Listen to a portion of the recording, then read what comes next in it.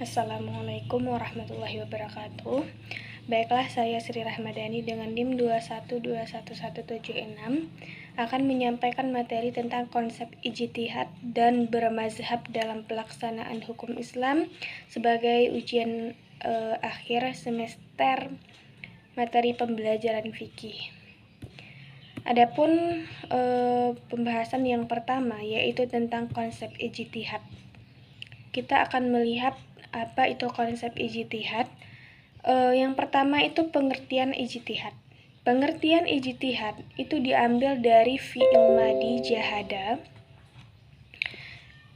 dan bentuk masdar dari ijtihad itu adalah jahdun, yang artinya adalah kesungguhan atau sepenuh hati atau serius. Jadi ijtihad itu adalah usaha yang tidak main-main. Lalu pengertian ijtihad ini juga didefinisikan oleh beberapa ulama dan dapat dianalisis dari pendapat-pendapat ulama tersebut, yaitu bahwa hakikat ijtihad itu yang pertama yaitu pengerahan daya nalar secara maksimal. Maka proses ijtihad itu harus menggunakan daya nalar yang semaksimal mungkin. Kemudian usaha ijtihad itu hanya boleh dilakukan oleh seseorang yang sudah mencapai derajat keilmuan yang disebut dengan faqih. Maka ijtihad itu hanya boleh dilakukan oleh seseorang yang sudah mencapai suatu derajat dan derajat itu dinamakan dengan faqih. Lalu, apa yang dihasilkan oleh ijtihad? Yang dihasilkan oleh ijtihad itu sendiri yaitu adalah dugaan yang kuat tentang hukum syara' yang bersifat amaliyah. Jadi, setelah dilakukan ijtihad, maka yang dihasilkan dari proses ijtihad itu adalah dugaan yang kuat tentang syara', berarti tentang sesuatu yang bisa dikerjakan atau bersifat amaliyah. Nah, kemudian usaha atau cara ijtihad itu ditempuh dengan cara istimbat, di mana istimbat itu yaitu cara menggali sumber hukum Al-Quran dan hadis. Nah, itu istimbat itu menggali untuk mendapatkan sumber dari sumber Al-Quran dan hadis. Kemudian yang kedua, dasar hukum dan hukum ijtihad. Yang pertama, apa dasar yang mengatakan diperbolehkan ijtihad? Nah, dasar hukum ijtihad ini dipandang sebagai salah satu metode menggali sumber hukum Islam yang menjadi landasan untuk melakukan ijtihad, yaitu terdapat di dalam dalil Quran surah An-Nisa ayat 59 yang artinya, hai orang-orang yang beriman, taatilah Allah dan Rasul-Nya dan ulil amri di antara kamu. Kemudian jika kamu berlainan pendapat tentang sesuatu, maka kembalilah kepada Allah, yaitu Al-Quran dan Rasul, yaitu hadis, jika kamu benar-benar beriman kepada Allah dan hari kemudian. Yang demikian itu lebih utama bagimu dan lebih baik akibatnya. Jadi di situ di dalam firman tersebut bahwa Allah memerintahkan orang-orang yang beriman untuk melakukan ijtihad, yaitu mengambil sumber hukum dari Al-Quran dan hadis. Kemudian apa hukum ijtihad? Nah, secara umum hukum ijtihad itu wajib bagi seseorang yang sudah mencapai tingkat faqih atau mujtahid. Nah, hukum ijtihad ini wajib apabila seseorang itu memang sudah benar-benar sampai dalam tingkat mujtahid. Nah, jika belum mencapai kedudukan faqih, maka dianjurkan bermazhab. Nah, seperti kita, karena kita belum sampai pada tingkat mujtahid, maka dianjurkan bermazhab atau mengikuti imam sebelumnya. Nah, maka bertaklid kepada orang lain itu tidak boleh. Ada pula taklid, maka hukum taklid itu tidak diperbolehkan bagi seseorang yang sudah mencapai derajat mujtahid. Dia sudah mencapai derajat mujtahid, tapi dia mengikut kepada yang lain, maka itu dinamakan taklid. Maka itu tidak diperbolehkan. Nah, materi yang ketiga yaitu perkembangan ijtihad. Nah, ijtihad ini berkembang mengikuti perkembangan zaman, di mana diketahui sumber hukum awal pada permulaan Islam pada masa Rasulullah SAW yaitu hanya ada Al-Quran dan Sunnah. Namun pada masa Rasulullah SAW, ijtihad itu sudah mulai ada tetapi masih belum bervariatif. Nah, ijtihad dengan bervariasinya mulai berkembang pada masa-masa sahabat dan tabi'in serta masa-masa generasi selanjutnya hingga kini dan yang akan datang. Nah, perkembangan ijtihad ini ketika zaman Rasulullah itu belum berkembang. Karena pada masa itu, jika ada permasalahan-permasalahan yang ditemui oleh sahabat, maka mereka langsung menanyakan kepada Nabi pada waktu itu. Namun setelah Nabi wafat, kan tidak ada lagi tempat untuk sahabat bertanya. Maka di sana sudah mulai ijtihad, dan ketika pada masa Nabi masih hidup, juga ijtihad itu sudah ada tapi tidak berkembang pada masa itu. Nah, itu adalah awal mula perkembangan ijtihad. Kemudian bagi seseorang yang ingin melakukan ijtihad atau ingin menjadi seorang mujtahid, terlebih dahulu dia harus memenuhi syarat-syarat sebagai mujtahid. Yang pertama, dia itu harus Islam lagi merdeka. Yang kedua, bahwa ia telah balik dan berakal serta mempunyai intelijensi yang tinggi. Berarti dia sudah Islam, kemudian balik, dan yang ketiga mengetahui dalil nakliyah dan kehujahannya. Berarti dia tahu dalil-dalil tentang ayat-ayat Al-Quran dan hadis, kemudian mengetahui bahasa Arab dan berbagai disiplin ilmu yang berkaitan dengan nahwu, shorof, balaghah, dan lain-lain serta problematikanya. Nah, kenapa dia harus tahu dengan berbahasa Arab? Karena Al-Quran dan Sunnah ditulis dengan bahasa Arab. Karena dia akan menggali sumber dari Al-Quran dan Sunnah saja, maka dia harus tahu berbahasa Arab, karena Al-Quran dan hadis itu berbahasa Arab. Nah, setelah dia memenuhi syarat mujtahid, kemudian terletak di tingkatan manakah dia sebagai mujtahid. Nah, karena mujtahid itu ada beberapa tingkatan. Yang pertama mujtahid mutlak atau mujtahid mustaqil, yang mana seorang mujtahid yang mempunyai pengetahuan lengkap untuk beristimbat dengan Al-Quran dan hadis dengan menggunakan kaidah mereka sendiri dan diakui kekuatannya oleh orang alim. Nah, mujtahid mutlak ini dia melakukan penggalian sumber hukum itu secara sendiri dengan caranya sendiri, tidak mengikut-ngikut kepada orang lain, dan hasilnya pun diakui oleh orang-orang alim. Maka golongan mujtahid mutlak ini lahirlah 4 imam mazhab fikih yang berkembang di seluruh penjuru dunia saat ini.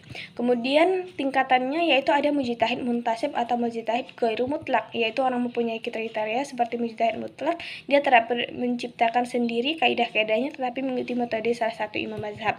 Nah, sedangkan mujtahid muntasib ini dia tidak menggunakan dengan caranya sendiri, tapi dia menghasilkan dia melakukan ijtihad itu menggunakan metode imam-imam yang lain. Ya, selanjutnya tingkatan mujtahid fil mazhab atau mujtahid takhrij, yaitu mujtahid yang terikat oleh mazhab imamnya. Memang dia diberi kebebasan dan menentukan berbagai landasannya berdasarkan dalil, tetapi tidak boleh keluar dari kaidah-kaidah yang telah dipakai imamnya. Kemudian ada mujtahid tarjih, yaitu mujtahid yang belum sampai derajatnya pada mujtahid takhrij, tetapi menurut Imam Nawawi dalam kitab Majmu', mujtahid ini sangat faqih atau hafal kaidah-kaidah imamnya, mengetahui dalil-dalilnya dan cara memutuskan hukumnya, dan dia tahu bagaimana cara mencari dalil dan yang lebih kuat dan lain-lain. Dan yang terakhir yaitu mujtahid fatwa, yaitu orang yang hafal dalam paham terhadap kaidah-kaidah imam mazhab, mampu menguasai permasalahan yang sudah jelas atau yang sulit. Nah, itu mujtahid fatwa ini, maka itu yang disebut dengan MUI saat ini. Nah, sudah tentang materi ijtihad, dasar hukum ijtihad, perkembangan ijtihad, syarat-syarat mujtahid, dan juga tentang tingkatan mujtahid. Lanjut ke materi selanjutnya yaitu konsep bermazhab dalam hukum Islam. Nah, Yang pertama, pengertian mazhab. Mazhab menurut pengertian bahasa adalah pendapat atau kelompok aliran yang bermula dari pemikiran menurut istilah ijtihad seorang imam dan dalam memahami suatu hukum fikih. Nah, di mana mujtahid mutlak tadi kan dia itu melahirkan suatu hukum baru dari Al-Quran dan hadis. Maka yang dihasilkan itu berupa hukum fikih dengan melalui proses ijtihad. Nah, imam fikih ini disebut juga dengan imam mazhab. Nah, apa dasar hukum bermazhab? Nah, para ulama dalam hadis Nabi Muhammad SAW, para ulama itu pewaris para nabi, dan sesungguhnya para nabi tidak mewariskan dinar ataupun dirham kekayaan, sebaliknya mereka mewariskan ilmu. Maka barang siapa mengambil ilmu, maka dia telah mengambil keuntungan yang banyak. Lalu ada juga pengertian taklid. Taklid mempunyai arti menurut bahasa mengikuti, meniru, membuat tiruan. Nah, taklid ini itu orang-orang yang menurut bahasa. Nah, selanjutnya ada yang dinamakan taklid. Nah, pengertian taklid sendiri yaitu mempunyai arti menurut bahasa mengikuti, meniru, dan membuat tiruan. Nah, apa hukum bertaklid dan ketentuan taklid? Nah, dan apabila dikatakan kepada mereka ikutilah apa yang telah diturunkan Allah, mereka menjawab tidak. Tetapi kami hanya mengikuti apa yang telah kami dapati dari perbuatan nenek moyang kami. Apakah mereka akan mengikuti juga walaupun nenek moyang mereka tidak mengetahui? Nah, dasar hukum taklid ini terdapat dalam Quran surah Al-Baqarah ayat 170. Nah, maka ayat tersebut menunjukkan bahwa ada isyarat dari Allah kepada manusia untuk bertaklid. Nah, bertaklid boleh dengan syarat diperbolehkan. Bertaklid ialah orang yang awam atau orang biasa yang tidak mengerti metode ijtihad. Nah, seseorang yang tidak mengerti tentang metode ijtihad diperbolehkan dalam bertaklid. Nah, ia diperbolehkan mengikuti pendapat orang pandai dan mengamalkannya. Nah, selanjutnya sesudah taklid ittiba. Nah, pengertian ittiba itu mempunyai arti bahasa mengikuti, sedangkan menurut istilah definisinya, ittiba ialah menerima, mengikuti perkataan orang yang mengatakan, sedangkan engkau mengetahui atas dasar apa yang berpendapat demikian. Nah, itu dikatakan ittiba. Apa hukum ittiba? Ittiba dalam masalah agama diperintahkan seorang mukmin wajib mengikuti atau ittiba kepada Nabi Muhammad supaya setiap perbuatannya sesuai dengan tuntunan Allah Subhanahu wa taala. Jadi kita diwajibkan untuk ittiba tapi hanya kepada Nabi Muhammad SAW. Kemudian apa tujuan ittiba? Ittiba itu berdasarkan hasil analisis bahwa ittiba itu perbuatan yang utama, bahkan wajib hukumnya bagi umat Islam yang tidak mampu berijtihad sendiri. Nah, kita kan tidak mampu sebagai manusia biasa, tidak mampu untuk berijtihad sendiri, tidak ada ilmu, maka dianjurkanlah ittiba, dan ittiba itu harus atau wajib kepada Nabi Muhammad saja. Kemudian ada lagi yang dinamakan dengan talfiq. Nah, apa pengertian talfiq? Talfiq berasal dari kata laqi yang artinya mempertemukan, menjadi satu. Dalam literatur usul fikih sulit ditentukan pembahasan secara jelas tentang definisi talfiq. Namun, hampir semua literatur yang membahas tentang talfiq mendefinisikan dengan beralihnya orang yang minta fatwa kepada imam mujtahid lain dalam permasalahan lain atau perpindahan mazhab ini mereka dinamakan talfiq dalam arti beramal dalam urusan agama dengan berpedoman pada petunjuk beberapa mazhab. Nah, talfiq ini sama dengan orang yang pindah mazhab. Nah, itu. Kemudian syarat untuk pindah mazhab ini juga ada syaratnya. Apa saja syarat-syarat bertalfiq itu? Yang pertama, pendapat yang dikemukakan oleh mazhab lain itu dinilai lebih bersikap hati-hati dalam menjalankan agama. Jadi dia memilih mazhab lain karena menurut dia di dalam mazhab tersebut lebih ada kehati-hatian dalam menjalankan agama. Maka dia ingin berpindah mazhab. Kemudian dalil dari pendapat yang dikemukakan mazhab itu dinilai kuat dan rajih. Nah, setelah dia gali-gali, setelah dia cari-cari, maka dia merasa mazhab yang ini lebih kuat atau lebih kuat menurutnya. Kemudian dia ingin berpindah mazhab setelah dia mencari atau menggali sumber hukum itu sendiri. Kemudian kalau dia pindah mazhab karena hanya ingin mencari kemudahan dalam beragama, maka itu tidak diperbolehkan. Nah, hanya sekian yang dapat saya jelaskan tentang materi pengertian atau konsep ijtihad dan bermazhab dalam pelaksanaan hukum Islam.